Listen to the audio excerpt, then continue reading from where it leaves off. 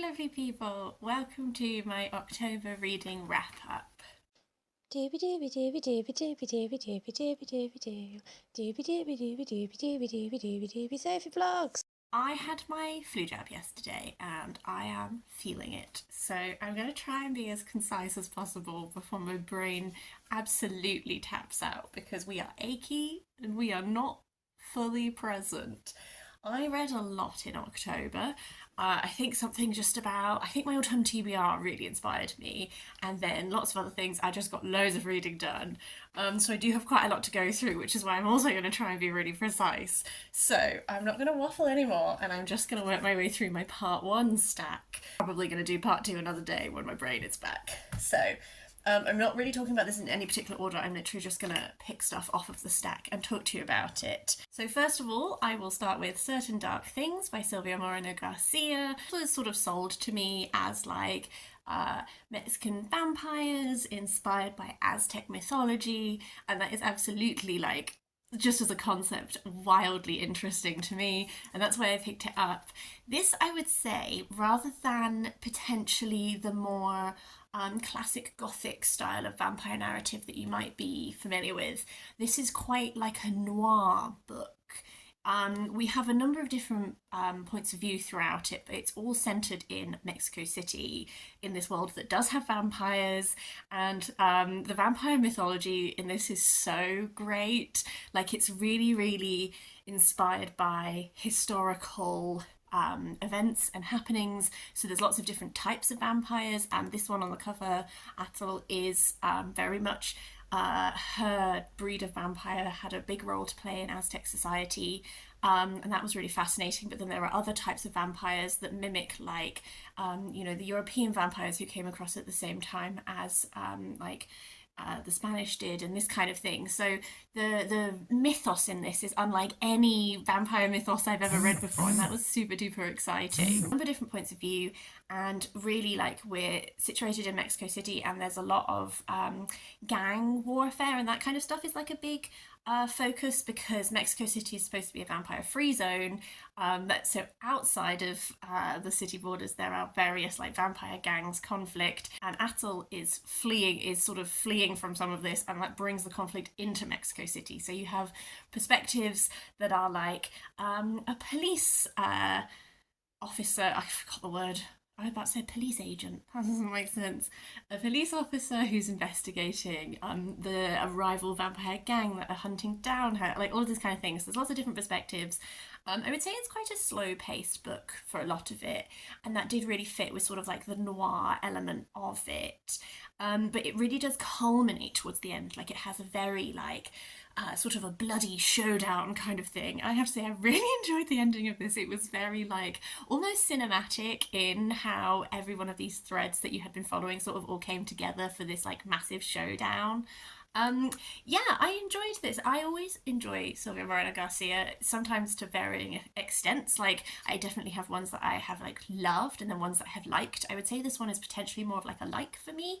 I think there are still really, really cool things in it, and I'm really glad I read it. It's not one that made me like super like zingy, I think, because of that like slightly slower pace, that kind of thing. But I had a really fun time. It definitely got me in some like October vampire mood, which was great. Another one of my sort of like Halloweeny reads, I guess, was Death on Gokumon Island by Seishi Yokomizo. This is translated from the Japanese by Louise Kawai, who has done, I think, all but one of these re-releases, as far as I'm aware. And Seishi Yokomizo is like a classic Japanese crime writer. All of these have been very bloody, like very, not so much like horror, but just like very like visceral and that kind of thing. So I think this is my fourth Seishi Yokomizo. All of them have been in the Kosuke Kindaichi world, if you will. That's like his detective. This was interesting actually from the Kosuke Kindaichi perspective, because I gather that this was like the second book chronologically, although it is the fourth book to be translated into English, and it's following the Second World War ending, and Kindaichi, there's been a gap between the Honjin murders, which was the first book, and then this one, because he's been serving in the army, and there's a lot of like fallout of the Second World War and of this whole generation being conscripted and now coming back to life and everything like this. In this one, Kensuke Kindaichi is acting on orders of a friend that he was in the forces with who died and who asked him to come to Gokumon Island with this very mysterious warning that was essentially like, my sisters, my cousin, all of this. So when Kindaichi appears, these three sisters are essentially being picked off one by one, and we're trying to figure out who's doing it, how they're doing it, because the manner in which the bodies are found is extremely staged. And that seems to be something that is like a recurring thing throughout these mysteries, is that when you find the body, it is often these stories have a murderer who is presenting their victims in almost a theatrical fashion. And that's really interesting. I don't know if that's something that's very big in Japanese crime, if that's something that is just very big in Yokomizo. I don't know. This is the only Japanese crime writer that I've read so far, although I do have other ones on my radar to read. What I enjoy about these is that there is kind of this theatrical element to them in the way that murders are performed and all of that. I don't know, there's something really interesting about that, and I find these are always really interesting from like a genre perspective, in that so far all four have felt quite distinct. I would say this one potentially feels a little closer to the Honjin murders, in that each one you're like, how has this been done, how has this been staged, it seems like it should be impossible, that kind of thing. I would also say a recurring thing in these is that I don't think that women are written very well, but I also recognise that these are like older murder mysteries, and that sort of comes with it. I think I go in like knowing that. Had a fun time with this. It got me in sort of like a spooky mystery mood, which was great. Another mystery sort of thing that I did, which was actually a very different vibe, is that I read two Kim M. Watts. These are part of the Beaufort Scales Cozy Mystery series that I have been working my way through this year. A Manor of Life and Death, I think, is the fourth one, and A Game of Scones, I think, is the fifth one. I hope I've got that the right way round. This world of the Beaufort Scales Mysteries is it's essentially our world, but there are like dragons and magical beings. Most humans don't know about them, but there is a WI in this little small village that do. And from the first book in the series, they keep getting caught up in murders or mysteries or shenanigans that they investigate with the help of their magical friends, but they have to keep the dragons secret because humanity cannot know about them, and that lends itself to like shenanigans and all this kind of thing. A Manor of Life and Death involves the WI going to stay in this manor which belongs to Miriam's sister. A body is found, and then there's lots of different characters. I will say that is something about this book, is there are so many different characters. One I enjoyed. I definitely preferred Game of Scones, because I think with this one I did find that there were so many characters that it was a little hard to get too attached to some of them, because there's just so many of them, and some of them are like, they're all quite caricature in their behaviour. Like, it's a bit of a farce in that you have this one little manor house that has so many different people in, and they're all like, everyone is suspicious, everyone's up to something, all that kind of thing, and I can appreciate that. It's just they were all like, a lot of them were so exaggerated in their behaviour that like the people who were annoying were like so intensely annoying, and there were quite a lot of very annoying people and all that kind of thing. But this again had a really fun introduction of other types of creatures, which I really like, and I am very attached to like our core little group of the dragons and a few of the people in the WI, so I had fun with this one. I enjoyed Game of Scones actually a lot more. This one has suspicious deaths on the Skipton Town Council. Actually, what happens on this one is you get a lot more insight into Alice's past, and Alice is the head of the WI, who is very no-nonsense and that kind of thing, and her past, since the first book, has sort of occasionally been mentioned, but like a little bit mysteriously, whereas with this one you actually get like some proper insight into it. I felt like one thing I really liked about this one as well is it was actually tackling like some quite big topics. Like, we really looked at like council corruption and a lot of stuff like this.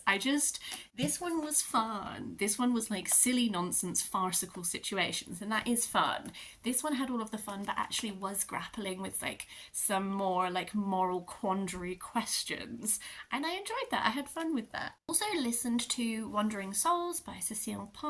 This is I think this one was nominated, it was shortlisted for the Women's Prize. I think that's why it was on my radar. It tells the story of well, it tells a couple of stories. There's a few different perspectives, and what is interesting in the audiobook that is potentially different in the physical book is that we have like one main perspective that is this family that are looking to leave Vietnam and essentially try and make their way to America, where they have relatives, but in order to do that they have to take a boat, get to Singapore and then be held at Singapore and then work their way through refugee camps and all this kind of thing. So that's sort of like that one thread. And then there's this other perspective which sort of started off as being someone who I didn't know who the point of view was.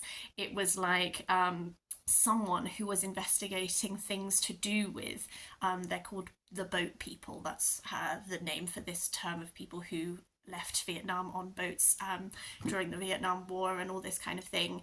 And it's like a much more contemporary perspective that is researching and is collating news articles and stuff like this to do with this period of history, and it really fleshes out.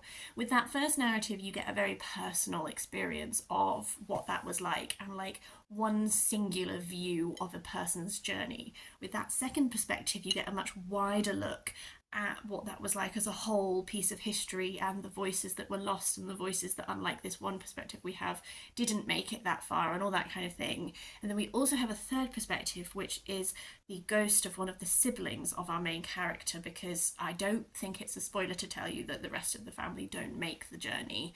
And it was just, I think the audiobook was read really well. I did write down who narrated it, just have to find it. So it was narrated by, there were 3 different narrators as a result. So Ainsley Barber, Eve Hines, and Yona Kimbuk. And I really enjoyed the act of listening to this one. I found the narration really great. I have seen a couple of reviews that were talking about the Vietnamese pronunciation. I can't speak to that because I don't speak Vietnamese, but I just found that the way that they narrated it, their pace and their tone and everything, like I really enjoyed the act of listening to this book. Really liked the presence of this perspective that is like much more contemporary, learning about it, because I felt like it really highlighted the construction of the narrative. Like for a while I wondered if that perspective was the author researching, because I do know that this is semi-based on real things that the author's family experienced or something like that. It becomes apparent, I think, as it goes on that that's not the case, but it made me think a lot about the construction of the narrative, and I found that really interesting. The perspective that is the family member who is like the ghost, I liked it. I thought that it would come to something more, I think. And it's not that it has no purpose. I think I maybe thought that it would have more of a purpose than it did.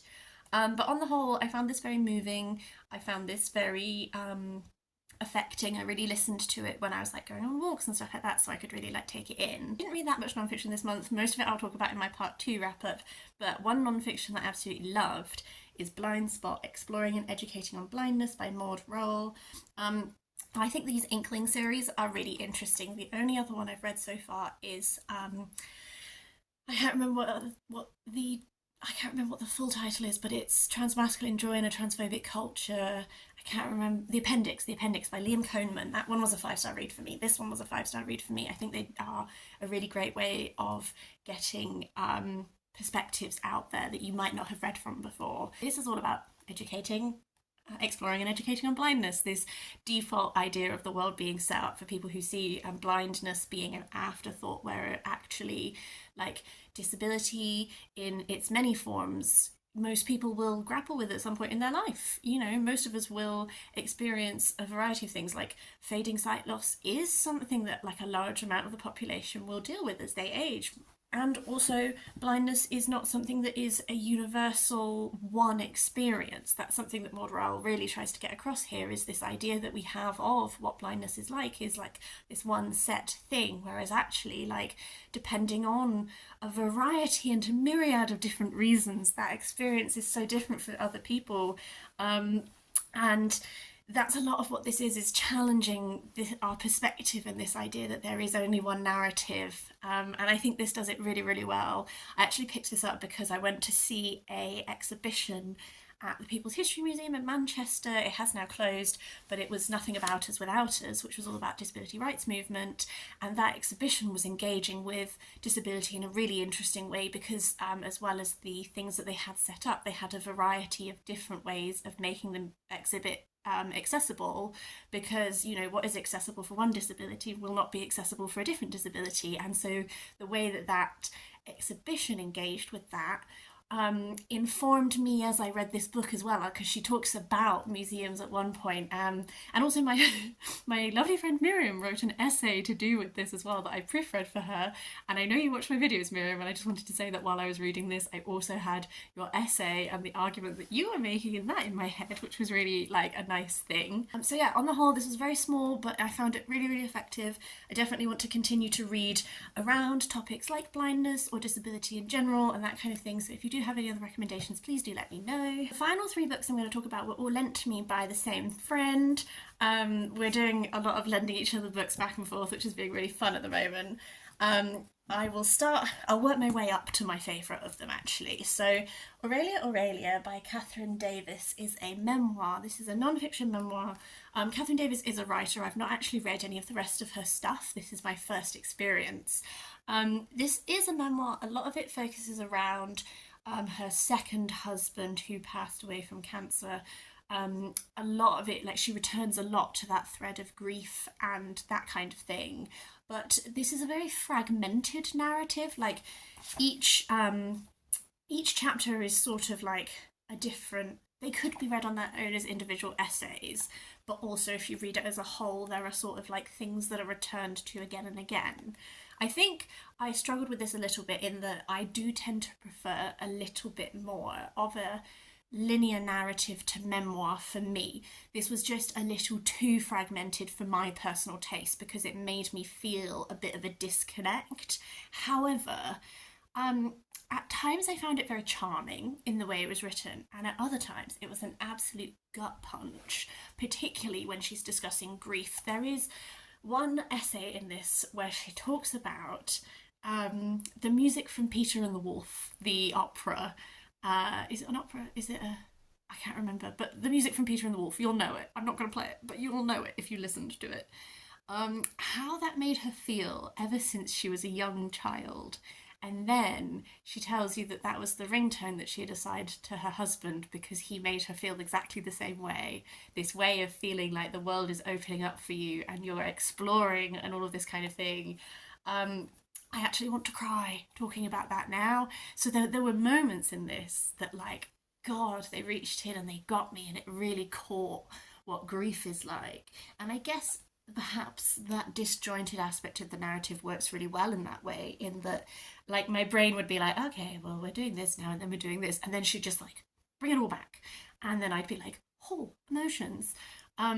So I do think that I think that this is exactly what this author wants it to be, and I think that there are lots of people, my friend included, who will read this and they will absolutely with their whole heart love it. I didn't, but I think it is very well done, and I do think, like, it got me occasionally. The penultimate book is Indelicacy by Amina Cain. This was actually on my radar because of Jen Campbell, who really, really liked it. This is such an interesting, like, tone into this book. We follow someone, like, the narrator's name is not revealed to you for a really long time, and she begins by working in a museum. She is a cleaner and she observes the paintings and all this kind of thing, and then quite soon you become aware that she's no longer a cleaner because she's married someone who's quite well off, and now she can afford to do a lot more. She has a lot more time and leisure. What she really wants to do is write. And this is such an interesting tone in this book, and that's what I found kind of fascinating. Is the time period of this is never specified. Um, and as particularly, and also because her name is not specified, and frankly the husband, until quite a way through this, is just like a bit of like a random, he's not really present in it. Like, her friends are present, her husband sort of just there, he is the money that allows her to now do things and that kind of thing. So there's this weird like unreality to it in some ways, because you're like not rooted in specificity, and she has such a particular tone. It almost reminded me at the edges of like Convenience Store Woman, where you have like a person who is slightly on like a different track to everyone else. And the way, like, she can be very blunt and very matter of fact, and the way that she views the world is different to the vast majority of people in her life. Um, and that's, again, that's just such an interesting like little perspective. um One thing that she does that I love is that she writes, and she writes a lot about paintings, and she writes about paintings, but then also when she's writing about her life, it often feels like she is like describing a painting to you.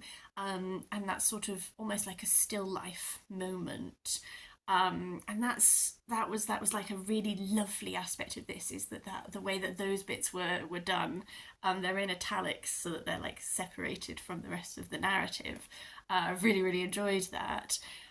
It's I kind of want to just describe it as like a funny little book, and I mean funny as in like odd, but in a way that I think will probably stay with me, and I'll probably think about. I think the potentially the downside of that is that I don't feel overly attached to people in this book, but I do think that it is an interesting. I think it's a very interesting little text, is what I'm saying. The final book is an absolute new favourite. This is so my jam. This is Nettleblack by Nat Reeve. This is one of those books where, if you've read this book and you hate it, I get it. This won't be for everyone. Boy, is this book for me. So Nettleblack follows Henry Nettleblack, short for Henrietta, in 1893. Her elder sister is essentially trying to marry her off, and she does not want to be married off. So she runs away, but she doesn't get very far because she gets mugged, and so she ends up still in the same town that her family live in. And she's joined this thing called the Division, which is like not a policing, sort of a policing force. It's like for women, and it's been set up by the council, and all this, and it's like it's facing some challenges. There's some crime sprees happening in the town. She's trying to like make sure no one finds out who she really is, help the Division solve crimes, things like develop a lot. I had such a rollicking good time. This was like an absolute fun-filled romp for me. It's just doing so many things that I love. It is deeply queer. There are like characters in this are non-binary. There's a lot of sapphic relationships in this. Like queerness like suffuses the text absolutely. The family, the Nettleblack family, are originally Welsh, and one of the characters like just predominantly speaks in Welsh. So that was really fun, putting my Welsh skills to the test. And just this, I like a narrative. I do like mysteries, and I like I would say there's potentially like almost like a Sarah Waters aspect to this, but a very different tone, very different style. I just think that this is so much fun. Like it's the narrative style, I think, is what some people might find challenging, because a lot of this is the predominant amount of this is Henry's diary entries, and Henry is like a little stammering mouse to the outside world. She uses a variety of fruit instead of swear words. Like she'll be like, "Oh, figs, oh, passion fruit." And so there's a very like affected narrative style through her things. There are also other narrative bits weaved in. So like at the very start, you have the will of the Nettleblack parents that explains why her sister is trying to marry her off. So you get like a few other different perspectives. I really don't even know how to tell you why I loved this so much. I just absolutely, like, I read this in 2 days. It's not a small book. I was just so swept up. Like, you get the director's record that is like the official records of the thing. Like, I just got absolutely swept away in like a rollicking little mystery, a sweet sapphic little Henry absolutely like is bumbling her way through the feelings she has for like another one of the divisionary members. It's just like a very like slow burn romance is happening in here, along with like trying to solve mysteries, trying to like unpick all the different threads that's happening in this town. And I just really, really enjoyed it. I had a really great time. That's everything I want to talk about for this part one. I would really, really love to hear from you if you've read any of these. If you have any thoughts, please do leave me a comment down below. Or if you have any recommendations based on this, anything like that, lovely to have a chat with you. Just let me know. Yeah, I hope that your October reading was lovely, and I hope that you'll tune in for whenever the part 2 of this gets recorded. And in the meantime, have a really nice day. I'll see you next time for something different.